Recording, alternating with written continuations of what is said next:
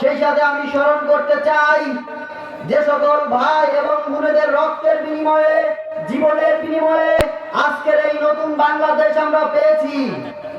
মহান রব্বুল আলামিনের দরবারে ফরিয়াদ জানাই, আল্লাহ তাআলা তাদের রক্ত এবং জীবনকে কবুল করে নিন।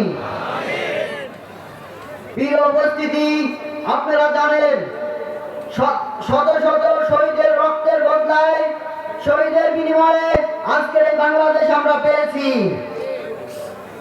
এই শহীদরা আমাদের কাছে এই বাংলাদেশ দিয়ে গেছে একটি কারণে, সেটা হলো এই বাংলাদেশ যে খুনি স্বৈরাচার হাসিনা সরকার যেভাবে এই দেশটাকে পরিচালনা করতেছিলেন তার বিপরীতভাবে পরিচালনা করার জন্য, এই বাংলাদেশকে একটি বৈষম্যহীন বাংলাদেশে রূপান্তর করার জন্য, ধনী গরিব সবার সমান অধিকারের জন্য দিয়ে গেছে আমাদের কাছে।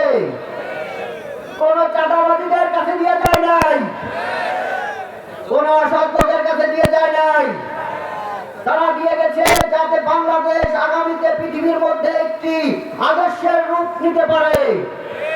প্রিয় উপস্থিতি, মহান রব্বুল আলামিন কোরআনের মধ্যে বলেছেন সূরা তাকাসসুরের লাস্টের নম্বর আয়াতে, বিসমিল্লাহির রহমানির রহিম, সুম্মা লাতুসালুনা ইয়াওমাইযিন আনিন নাঈম।